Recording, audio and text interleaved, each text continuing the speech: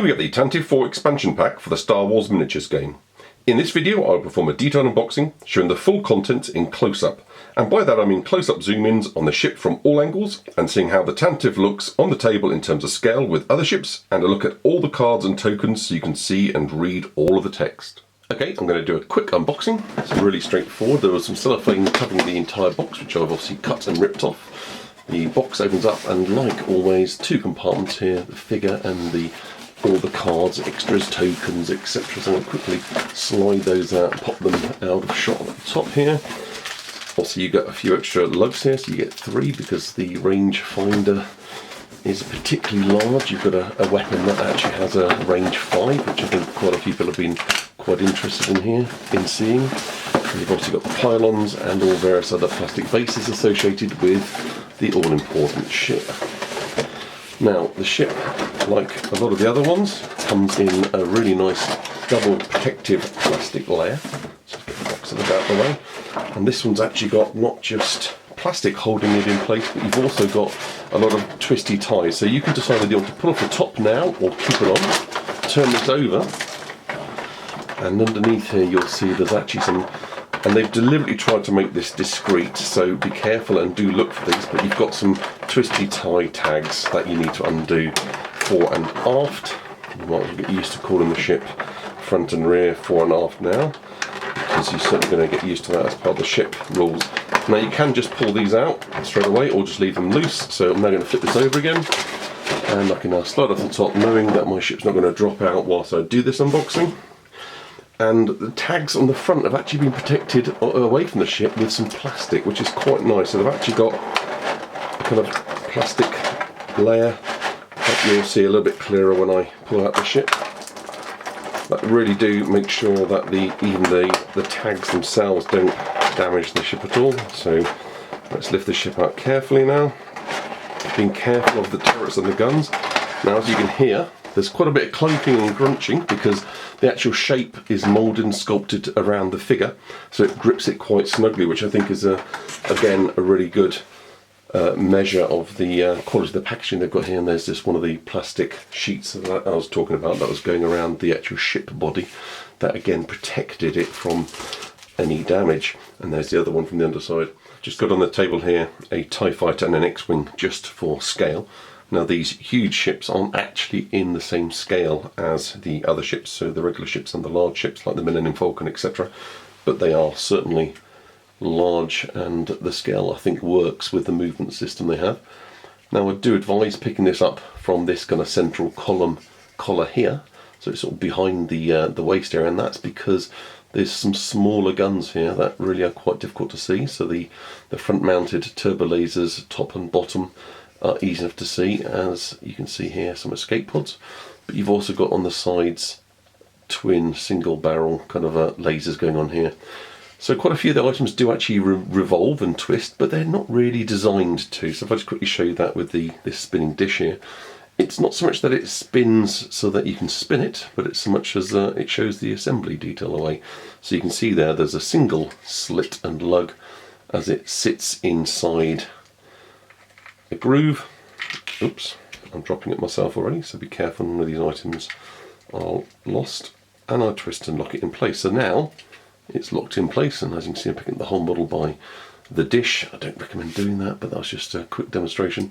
But on a particular angle it will just come out quite easily. So, and the same again goes for these guns, top and bottom. So yeah, you can get some swivel out of them, but if you swivel them too far they're going to just fall out. So be a little bit wary of these things. You might want to glue them in place, that's totally up to you. These smaller guns don't really swivel, and you want to be very careful because these and the escape pods can actually come off, and again, if yours do, probably you just want to glue them back in place. But all in all, very good model. Mine's in very good condition. I've got no issues at all. Really nice detail, really nice kind of paint job all around, and it's very, very worn weather kind of painting, which I like. I like the kind of batteredness. So we're going to zoom in a little bit now, especially as we're going to show you the underside, and that's the bit you don't get to see so much when it's on its base. So let's let the camera settle down so you can focus in on this. And you really do get to see some of the intricate detail that you just don't get to see when you're further apart. I really like the kind of details in here. I like this kind of speckling wornness to the red stripe. so it's not as vivid. It really does look really nicely worn and used and battered. When we get down to the engines, you're going to see in particular some great kind of scorch marks that are going on down there. So just quickly spin this round so you can see the front piece clearly. So whilst it's on its side, I'm going to, again, this is the underneath cannon, so you can see here one of the lugs for the pylons. Again, I can show you that these swivel, and again, though, be careful because you swivel them all the way around and then they'll just come off. So same again, just like I showed you the radar dish. It's really the manufacture process. In fact, you might want to see the lugs in a little bit more detail. So the ship's not hollow by any means, but there are some hollow aspects to it, and the swivelling is a property of the mould and manufacture rather than a feature, is I think the way I'll explain it. Again, plastic lug, one visible there. Let's scroll down a little bit further down here, and you can see the other one here just behind and between some of the engine bays. Now, they are triangular and they are shaped, so when you do mount them to the pylon, let's try and get that a little bit better in sharpness. They are also shaped triangular points, and the simple key is the pylon bases have got a slightly longer flanged front, and that front points out the angle of the arrow direction towards the front of the ship. So it's really just straightforward, but again, if you've not assembled these huge ships before, something to look out for. Beautiful detail again, all really nicely textured. Quite a few yellow and blue panels as well, which you might not have seen before. Now we've zoomed in, it's a little bit clearer. Let's call that repairs and newer parts of the ship. Maybe fresher parts out of the box.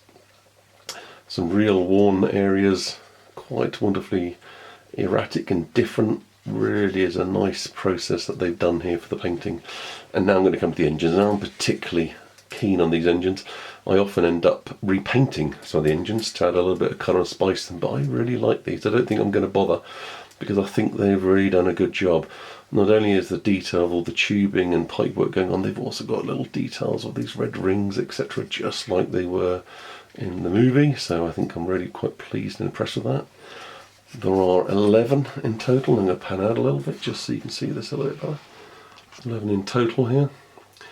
And I quite like the fact that they've actually got this kind of, they put a lot more attention to detail to the engines. They've really got kind of scorching, carbonising kind of work going on in here, and I quite like it. So I don't think that needs any real extra detail to it. I think for a huge ship they've done a really good job, and really looks good. And I think once it's on its stand, obviously you don't see the underside so much, but I think it's really good to get a kind of feeling for the fact that you've got yourself a really detailed, very accurate figure. I think the only part of the ship you've not probably seen now is the very front here. Let's just get the camera settled in on that. So as you can see head on, it's got its cockpit and crew area. The main kind of window there is just really darkened out. And there's a few nice little details again to the front that you're going to see much more easily when it's on the base. The huge ships, the cardboard base that actually represents the ship is integral to the sturdiness of the ship. So as you can see, these are just standard large bases. This ship's a little bit more complicated than the transport because you've actually got what looks like two rears, but you haven't. One's actually labelled fore, one's labelled aft. So when you assemble these onto the bases, you then get yourself your ship, and this cardboard will then add kind of stability to the actual model itself. Again, you want to make sure that when applying the pylons to the card that you get the longest side pointing to the front, so that when you connect it to the ship, everything's pointing in the right direction and you've got yourself a nice sturdy base. Now those pylons are quite snug on that card now. Now the card's very, very thick, as with all Fantasy Flight X-Wing miniatures games, very, very detailed, but you then just want to be very careful as you pop the figure onto the base to make sure that both lugs are fitting on very snug, and that you give it a good firm push whilst holding it. You might even need someone to help you hold everything whilst you're assembling this, but there we have the figure on its base and ready to fly around this mat.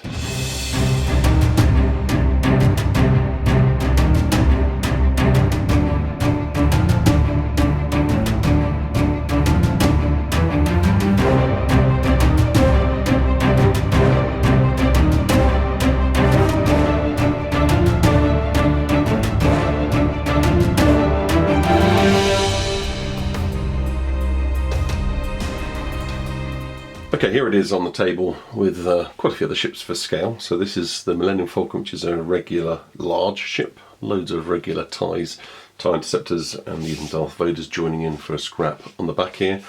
Those TIE bombers I think are going to feature quite a lot in all these huge ship kind of combats, because missiles really come to their own, because the huge ships so far, these two, the Tantive and the Transport, have all got defense 0, so there's no kind of dodge at all regarding these ships, so they're not going to do a great deal apart from take the damage from any missiles. So this is quite a realistic kind of, let's call it, setup chase. One different thing here, unlike the Transport, which had no weapons as such, although it has the kind of bumper car bump into smash thing, the Tantive has lasers, and boy does it have lasers, and it has rather long range, and it introduces a new range 5. So this two-part weapon marker actually has 2 lugs to assemble, to click together. Now decide before you push all this together whether you're actually going to want to assemble it and leave it fully assembled, because once you've got this assembled, you are going to be in a situation where you cannot easily undo this lug. So when I press this button lug together, and you'll probably know this from the movement dials, they're not so easy to remove. So you need it at length 5 to play, to measure things cleanly. But do you want to leave it permanently this size, or do you want to have it just with maybe 1 lug so you can still fold it? Now that length still gives you quite a long measurement stick, but it's perhaps something that you can then fit into your boxes or your game bag. So do consider before you actually assemble this, as I'm doing here, whether you want it to stay permanently as a range 5 marker or not in your game kit. So as I was saying, this thing can shoot back. So, and with a range of 5, these guys have got to get in quite quick if they're going to do some damage, and boy can this soak some damage. So we're going to go through some of the Tantive ship cards and upgrade cards, etc.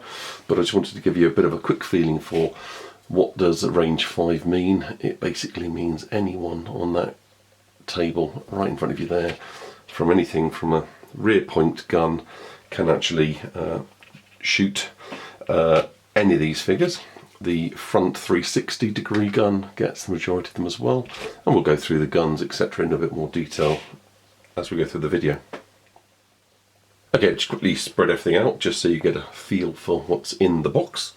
Additional to all of these extra tokens, and I'm not pushing them all out, obviously you get the movement dial, you get the actual ship, both cards, you get a 4.5 card, so it's actually got 2 cards, this huge ship, deservedly so.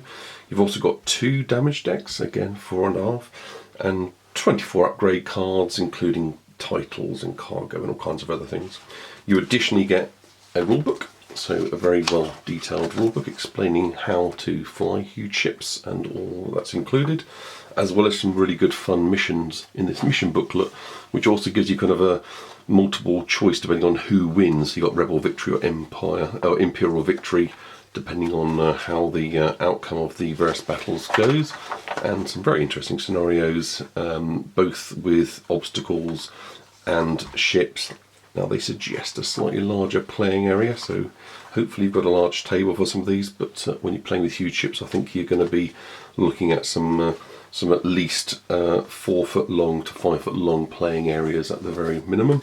And you also get a very nice kind of tracking sheet for casualties and mission winners, so you got basically a mission tracking sheet there as well. So really nice kind of content as always. All these comes with lots of Ziploc bags, which you'll be adding to your collection to keep all these things separate and independent. There are some unique tokens again with this ship. Some go the scenario, like this particular Class E cargo container, which is huge, but there are also some quite nice snazzy new looking tokens that we have here. Let me just try to pull one out, there we go, which look like little broken wires and cables and damages, and you've got these 3 red diamond clusters here. So some new tokens and rules that really again further enhance this huge ship, that really give you the game a real kind of a nice strategic twist to the way you play. I'm now going to go through all of these cards face up in their groups and let you see them, and we're going to talk through how these can be used and in play. Okay, let's start with the ship cards. as you can see, you actually get a fore and an aft card, 50 points and 40 points. That's 90 points for a basic, and I do mean basic Corvette. So the Tantive 4, better known as the CR90, a Corellian made ship. And I'm going to just pop the movement dial unmade up so you can see all the actual movements included here. Because what they've done here is they've very much themed the fore and aft ship, as you'd expect, the engines at the back, and let's say more of the guns at the front, or at least the primary weapon at the front. So on the right here, on the aft, you can see that you get 5 energy maximum per turn. And again, the energy, or sorry, you can have 5 energy tokens, let's say, in total. And the amount you get per turn is determined by the amount you get fed back from the energy you're not using to move the ship. So if you're moving 4, you're only going to get 1 energy, but if you're moving 1 or 2, you're actually, it's too straightforward anyway, you're going to get 3 energy from those engines. Again, fore and aft, you've got no defense. The front having a primary weapon, and it's a 360 degree 4 power. That's nice to roll 4 dice, range 3 to 5. So it's a little bit complicated, the arcs, we'll come to that in a minute, but you've got a 360 gun centered from that point there. So that is a front gun. Going down, the rear has then got an 8 hull, the front has also got an 8 hull, and the rear has then got 3 shields, and the fore, or front again, sorry, 5 shields. So the aft is nowhere near as well protected as the fore, and you've got to be mindful of that, because certainly if the guys are attacking this ship, the rear is one to take out, because once you've got through that smaller shield, same hull, you then basically get to flip the card over and watch what happens. So okay, they've got it kind of blazing, so you don't really destroy these, but you turn the card over and you've then got yourself down to only 1 energy. With 1 energy, this ship's going to be a sitting duck, to say the least. So quite a lot of the features change radically, but that's a nice little feature, this 2-sided card. Now each card gets an action, so it's a bit of a 2-point action ship. So as you can see, the action bar is split across the 2 cards, so let's just quickly go through that. So first of all, you've got the 4 being able to do a coordinate, which is basically you get a free action to a friend in range 1 or 2, you can give one, sorry. And the next one is target lock, good old target lock, useful for those rather powerful primary laser there you've got. The aft actions include the recover, which is basically an exchange of energy for shields. So if you've managed to get yourself a few energy points left over and you want to recover or repair some of the shields, you can spend all your energy that round on either the fore or the aft and get those shields back up. Really important to keep them up. And then of course the last action there is the reinforce, which is adds an evade to either the fore or aft again, so it's not the total shipping again, so you actually get some ability to evade, but you'd add a token and you'd have to put it either on the fore or the aft section of your ship so that the bad guys know which bits to shoot or not to shoot. Now targeting and target lock is done very much the same way as it was done for the GR75 shuttle, in that if this TIE fighter here particularly wants to have a pop at your, let me just try and get it so it's a little bit in shot, I'm going to actually pop them on the weapon cards, weapon deck. If he wants to try to shoot the rear from there, he can't, because his line of sight and his point to point, as you can see there, I'm just using a simple wooden stick, will actually cross this middle blue line. So it's the same rules come into play there, where the target that the shooting ship hits is determined as much by the central blue line of the ship. So this TIE fighter can only actually shoot the fore of this Tantive. So that's just a simple point there, so you're aware of the rules on that central blue line and just how important that is. Okay, as you saw, even though I've knocked them, you've got also 2 damage decks. So again, you've got a fore and an aft damage deck, and there's a whole stack of cards in both. And you then get quite specific damage for this section. Doesn't mean you can't impact or affect the other section, so some of them will actually do damage to the other half of the ship, but typically, there you go, straight away, structural collapse, deal 2 face down damage cards to the fore section, then flip this card face down, but you get all kinds of horrible things coming through here. So ship discard, and that's actually one of the ship's cards we've not talked about yet, but that's actually a team, crew type team effect here. Place one of the upgrade cards equipped to the section under this card. You cannot use that, so that's taking away some of your card upgrades, which are expensive for this ship, so that hurts. When you execute a maneuver, reduce the amount of energy you gain by 1 to minus 0. Ouch, you need energy for this ship. So all kinds of very clever things. Ship, you cannot perform the recover action. Roll 1 attack dice on a hit or a focus result. Flip this card face down, so you want to try and get rid of that. Deal 2 face down damage, cast the 4 section. I'd always showed you that one. So the other deck, this card counts as 2 damage against your hull. Ouch. And again, I'm going to put these over quickly. Life support failure, ship discard one of the, again, this is this icon where there's 2 people standing together. That's team upgrade cards equipped to the section. Quite nice, so it's equipped to the section that has been hit. And we'll come back to that on the cards, on the ship cards. Deck breach, comms failures, secondary drive failure. You must spend 1 energy to perform any action. Ouch. Hungry on order energy, that'll slow you down or stop you shooting. When we come to the weapons, the secondary weapons I should say, you'll realise that they're all energy based as well. Weapon damaged, you don't want to damage your weapons, direct hit. So there's a lot of things there with the damage deck that are going to really make you wince if you're the player of this ship. And boy, is it going to take quite a few cards, because it's going to take such a long time to actually destroy this card, this ship.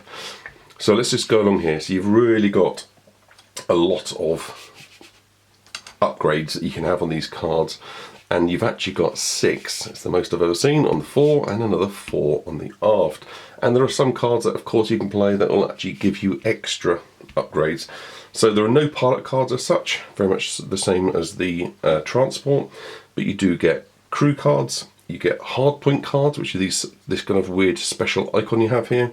This new team card, cargo, there's a cargo there. Again, you've got here crew or visiting dignitaries. You know, some of the cards are quite nice. You know, Princess Leia's on the ship, for goodness sake, so I'm going to call her a dignitary. Again, another one of these hardpoint cards. You've then got a team card and another cargo card. So you've got here a really very stacked ship that you're going to have to spend money on, and the hardpoint cards are actually what give you the extra guns. So you can see on the card here, the actual base of the ship, you've got both a 360 indication for your primary weapon, but you've also got these side shoot angles, and they will actually enable you from both the fore and the aft to be able to target almost all ships on board, everything except but the rear and the front.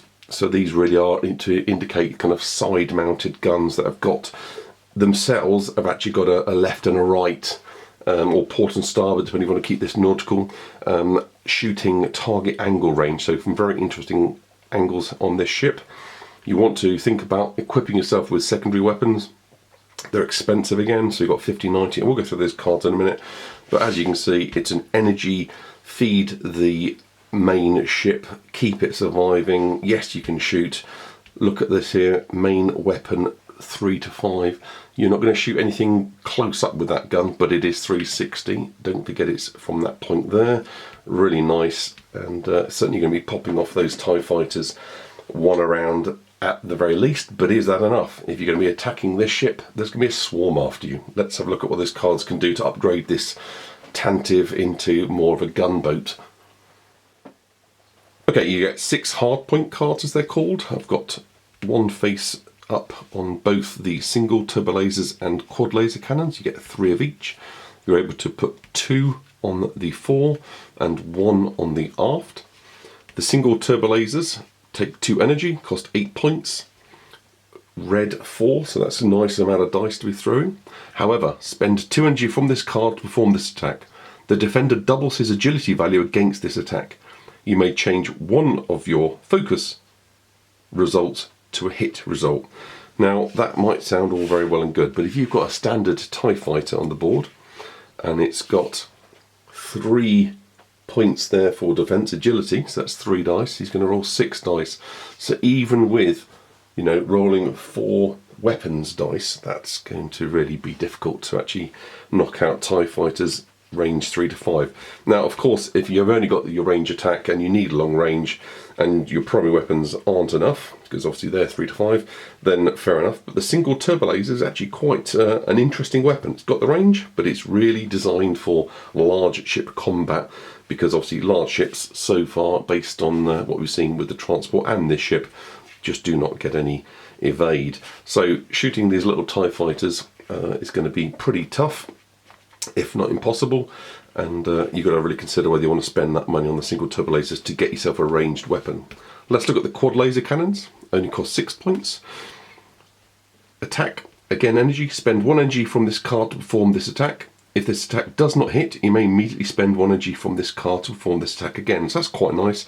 So you've got yourself here quite a fast firing gun that double bolts, and you're going to get a hit. Range 1 to 2, so it's close quarter combat, and there's no particular advantage there to the TIE fighter. Obviously optimum range is going to be 1 for yourself, so that you get the extra range advantage on that. So that's quite nice. So certainly adding these guns and getting those side arcs, so perhaps 1 on the fore, 1 on the aft, don't forget about the aft, will certainly give you a very wide angle to both sides of your ship. Really good gun options, and with your prime weapon being 360, you've then got yourself quite a well armed Corvette going on here. So the CR90, bit of money, so let's add it up quickly. 90 points, and let's say you had 2 of these, it's another 12 points, so 102 points, and you've got yourself quite a well armoured, able to look after itself ship. Okay, let's go through the crew or visiting dignitaries cards first. So we've got here Ramus and Tilly's. Huge ship, rebel only. Now they're all rebel only apart from this targeting coordinator. So huge ship only, he's the only one limited to the type of ship. At the start of the activation phase, choose 1 enemy ship at range 1 to 3. You may look at that ship's chosen manoeuvre. If the manoeuvre is white, assign that ship 1 stress token. Okay. Once per round, C3PO. Now then, this is an interesting one. He's like a gambler in this one. Once per round, before you roll 1 or more defense dice, you may guess aloud the number of evade results. If you roll that many evade results before modifying dice, add another evade. Nice. R2-D2. Interesting to see an astromech droid, but not being an astromech droid card. So as I say, this is the visiting dignitaries type card. At the end of the end phase, if you have no shields, you may recover 1 shield and roll 1 attack die. On a hit result, randomly flip one of your face down damage cards face up and resolve it. Now, if you've actually got damage cards on your ship, I don't know if I'd use this. So this is one of these R2 droids where it's going to be good or it could be terrible. So of course you want to get your shields back, but do you really want to turn over and resolve a damage card? That could completely destroy your ship. Leia Organa. And at the start of the activation phase, you may discard this card to allow all friendly ships that reveal a red manoeuvre to treat that manoeuvre as a white manoeuvre until the end of the phase. So you've got to discard her, but that could really turn your fleet around. If you've got a lot of ships on the board, that could be very useful. Let's quickly do Han Solo. Han Solo, when attacking, if you have a target lock on the defender, you may spend that target lock to change all of your evade results to hit results. That could really kill someone. And the targeting coordinator, who's the only one that isn't rebel only. It's an energy card though, so I don't know quite how anyone else but the rebels can use this. At the moment anyway. Energy, you may spend 1 energy to choose 1 friendly ship at range 1 to 2, acquire a target lock, then assign the blue target lock token to the chosen ship. So you're basically getting somebody else a target lock for you for free. So you're giving them a target lock that you can't use that well. Quite nice. So there we have those cards. Here are the 3 new team cards. Let's go for the first one, all 4 points by the way. Sensor team, when acquiring a target lock, you may lock onto an enemy ship at range 1 to 5 instead of range 1 to 3. Very useful, especially because you've got long range weapons and you want to be able to shoot them, so that gets you a target lock. But you can also immediately use it in conjunction with the targeting coordinator. So although this card's limited to an ally in range 1 to 2, let's say there's an X-Wing tootling along in front of you, trying to look after you, and there's a TIE fighter, let's say off the board, but outside of normal 1 to 3 target lock range, so I'm going to move it over off the out of camera shot, then your Corvette can actually still get you the target lock and then pass it to the X-Wing. So that's quite a nice little way of buddying up a couple of cards. Okay, I'm going to just turn that over so you can see what the back of these look like. So it is just 2 guys, looks a little bit like the crew cards. Gunnery team, limited. Once per round when attacking with a secondary weapon, you may spend 1 energy to change one of your blank results to a hit. So that's really nice. You're going to, of course, it's going to give your secondary weapon guns that extra punch, but it costs energy. And what does engineering team give you? Again, limited. During the activation phase, when you reveal a straightforward maneuver, gain 1 additional energy during the gain energy setup. So there's the unmade up maneuver dial again. So straight on, you've got 2, you've got 3, and you've got 4. So currently you're getting, let's say at 3, moving 3 straight ahead would normally get you 2 energy. With the engineering team, that's going to get you a total of 3. And of course, if you don't have any other better use for it, get the gunnery team with those secondary lasers that you've now installed fore and aft, and you're going to guarantee some damage. That's particularly nice. So I think if you're going to spend money and get this ship gunned up, then I think gunnery team, engineering team, a really nice combination there. There are 8 cargo cards. You're able to have cargo both in the fore and the aft. Tabana gas supplies, we've seen this one before. It's a good old energy battery, so you may discard this card to gain 3 energy. Great when you need the energy. Engine booster, it's limited. Again, all these are limited to this top row. Immediately before you reveal your maneuver dial, you may spend 1 energy to execute a white 1 forward move maneuver. You cannot use this ability if you would overlap another ship. Quite interesting, but you might need to get out of a particular situation. And the interesting about this 1 straight on maneuver is actually this CR90 can't do 1 straight. It's 1 bank right or 1 bank left. So that's a move that you can't do. So that could be useful strategically, doing something that the enemy cannot predict. Backup shield generator, I love this card. Limited, at the end of each round you may spend 1 energy to recover 1 shield up to your shield value. Now that, for a card, I think is actually better than R2. I'm not sure I'd like R2's gambling odds here. So although he only has an effect when there's no shields, and you may recover 1 shield, and you don't have to spend any energy on this, the risk to the turning damage cards face up if you've had damage, I don't like. And I think the backup shield generator is a card I'd have 3 points versus R2's 4. Very nice.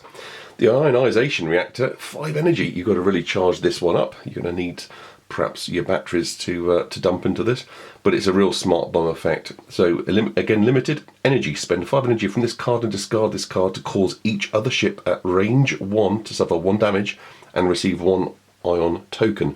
So if you're swarmed with TIE fighters all over the place, all range 1, it's a great one to just frazz everything in the area, because those that don't die are then going to have an ion token and limited moves next turn, and you're certainly going to mop them up by ramming into whatever's left. And you get 2 of these comms boosters. Energy, spend 1 energy to remove all stress tokens from a friendly ship at range 1 to 3, then assign 1 focus token to that ship. That could really help that poor X-Wing that said, I'll defend you and escort you. So that's a nice card. There's 2 of those as well. So some really good cargo pods there. Okay, 3 ship title cards. You get Jania or Jania's Light. Obviously these are all going to be CR90, and they all say 4 section only titles. I don't know why you would need to say that, but I guess you wouldn't want to particularly name the engine something different to the front. This is when defending, once per attack. If you're dealt a face-up damage card, you may discard it and draw another face-up damage card. Okay, I quite like that, because some damage will completely cripple the crew quarters or the engines, etc. So I think going to choose the damage is quite useful. Only 2 points. This is going to be a name I'm going to get wrong again. So here we go. Dudana or Dodana's Pride. When you perform a coordinate action, you may choose 2 friendly ships instead of 1. Those ships may each perform 1 free action. Quite a nice, very nice supporting role. If you've got a load of escort ships and you're not stranded, it could be a really nice card. 4 points. And the namesake Tantive 4. Your 4 section upgrade bar gains 1 additional crew and 1 additional team upgrade icon, as though you need more. They're already really quite full. So if you really want to fully load Han, Leia, R2, C-3PO, the whole shebang, and have a party and all the teams operating, then that's the card for you. Okay, so how do you destroy this great big ship? So either the fore or the aft can be shot up and crippled, as they call it, and you turn that side over. So the crippled aft side only provides 1 energy, so it's not a completely useless card, but 1 energy is not going to get you very far either. Now it also restricts your manoeuvres, so you cannot choose or execute either a 4 straight forward, 2 bank to the left or 2 bank to the right manoeuvres. So the card stays crippled. Nobody can now target the aft of the ship anymore. So although it's there, it's on flame and burning. Let's just quickly flip the 4 card over. Now if they're actually both crippled like this, that's it. The CR90 is destroyed and you take it off the board like you would any normal ship, but let's assume that the aft is the surviving part this time. So you've got your 5 shields and your energy is pumping out as normal and your manoeuvres normal. The crippled 4 reduces your primary weapon down to 2, still 360, still range 3 to 5. You've only now got 1 extra crew on board, but you know that's a minor inconvenience really. So again, can't be targeted, and if both sides are crippled, absolutely goes off the board. So let's just have a quick little reminder here. Obviously you reduce, so just I'm going to flip these over so you can see that the crippling card isn't just the main stats, it's also a significant reduction. You lose all your actions and you only have 1 cargo and 1 visiting dignitary on the 4, so aft goes down to 1 cargo. So choose very wisely where you put your upgrade cards, because it can make all the difference. And there's one other point I've not mentioned yet, so I'll mention it now, that on the 4 front of the card, when it's fully functioning, you also get to, when attacking with your primary weapon, you may spend 1 energy to roll 1 additional attack dice. So that 4 becomes a 5, range 3 to 5, rather nice, get a target lock, doing some quite nice long range damage. And the aft has just got a nice little story about how powerful the engines are and what they're built. There's a rather sad story actually on the front of the 4 of the card. So I explained on the crippled aft about the manoeuvre restrictions. The 4's got a rather sad tale, where it says, although the CR90 contained 8 Faberstein Lego 37S escape pods, only 48 of the potential 165 passengers could safely escape. So certainly a real Titanic situation there, where there just isn't the escape pods you need for such a large ship. Okay, I'm just going to quickly go through the movement. So you get this very special movement marking card here that you would just line up against the central blue line for a straight manoeuvre. So let's say I'm going to go forward straight on 2, hold that in place and literally slide the Tantive to the blue line, moves to the 2. So that's a nice simple straightforward move. The bank move, so let's say we were actually going to do a 2 bank to the right, so let's just pop the Tantive back, roughly, that's good enough. This is where you actually use the other side of the shape and you use the notch and you lock it in place onto the forward large base. You actually sort of go underneath the card. Now I was saying I was going to do a move to the right, I'm actually going to do a bank move to the left, otherwise I'm going to be knocking things and you're not going to see this so clearly. And in this position you actually do a manoeuvre and slide, so that would be a 1, that's actually a 2. So you actually are bringing it into the corner position on the actual movement marker template. So if I'd only moved 1 bank to my right, let's get one of these curves to the left again. I keep getting my rights and lefts backwards, do apologise. Then this is the position Tantive would be in. If it was a 2, it would be there. So as you can see, it moves really quite clumsily, but at the same time in quite a fantastic manner. So it's a very special kind of card. Can be a little bit awkward when there's lots of ships on the board, don't get me wrong. We have exactly the same movement marker with the transport, and there are some other tactics, of course, using huge ships that you need to be aware of, especially for the destructive nature of this manoeuvre, that if you do swing this ship into and hit yours or enemy ships, you pretty much destroy them. So if you do want to go playing bumper cars or collision or dodgems with this ship, you're going to suffer as much as the bad guys. But certainly the art is to for the enemy to get close enough to hurt you, not close enough to be killed by the next manoeuvre.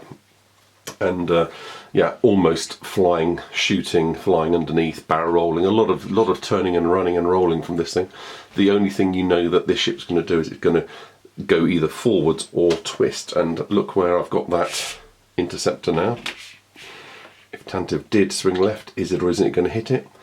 No, it's not. So you get some points where you realise you're going to be safe once you get close to the midpoint.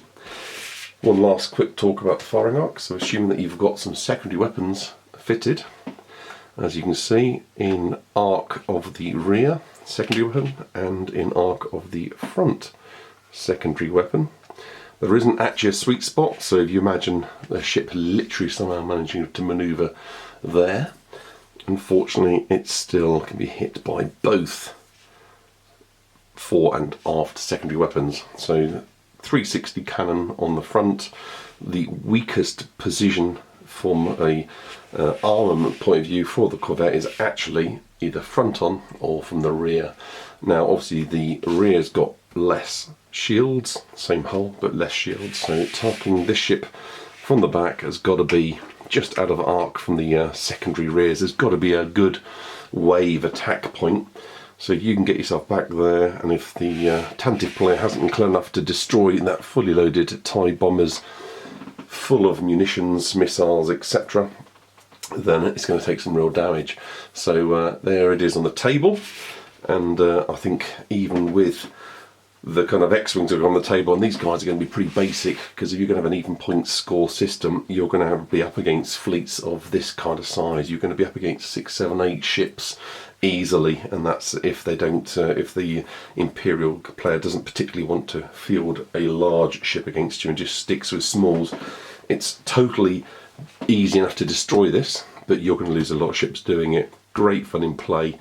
This guy having weapons does add a better aspect to the kind of gameplay, because with the transport, the rubber transport, a lot of the time you were just running across the board. One last point, the actual base itself is slightly larger than the rubber transport, so I just line it up so you can actually see there's about another inch, nearly 3 centimetres longer there. So the actual cardboard base as well as the figure is longer, so that slightly changes the movement area, so don't expect to perfectly shadow these two kind of ships together. It's not as easy as that.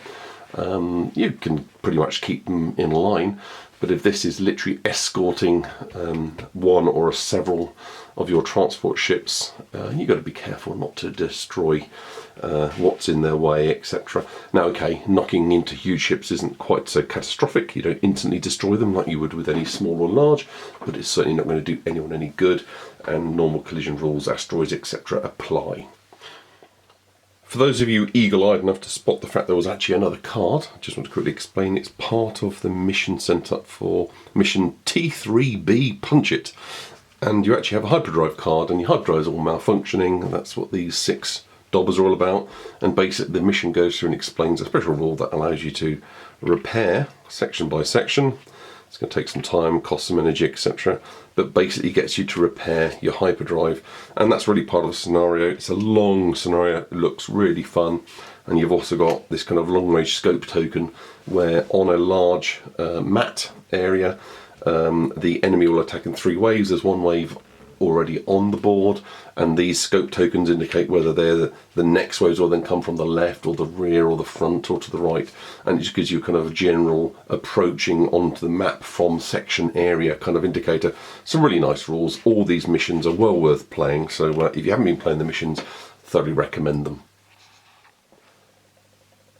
I'm just going to do a quick box tour. On the bottom of the box you've got an advert for their Star Wars app game, their Star Wars Dice app game, as well as the barcode details and the Fantasy Flight supplies for the protective card sleeve details for those that like to keep the cards in absolutely mint condition. This artwork of the Tantive 4 is echoed on the other 3 sides, so you've got a nice example of it there on the top of the box, and the only difference really, they've added some laser bolts both coming from and to the Tantive, and that's exactly the same but obviously smaller on the 2 ends. Just quickly showing the 2 ends there, hopefully that isn't too much of a blur for you. And on the back, the most important information showing you exactly what's in the box, and I really like the fact that they also give you a little photo to go with that. So I'm just going to zoom in and I'm going to read out exactly what it says there. So you've got here obviously a rule book, a mission booklet, 48 cards, 60 99 tokens, 1 manoeuvre dial, a range ruler, a campaign progress sheet, a manoeuvre template, 1 painted plastic ship with base and pegs, which of course you can see, and from the rear of the box itself you can also see right through, so it's a really nice box that you can see the condition of the ship before you buy it, so you can make sure that there's no issues at all with the ship, and make sure you've got one that's as good as this. I hope that this detailed video of mine helps you with your purchasing decision. Please feel free to like, subscribe and comment.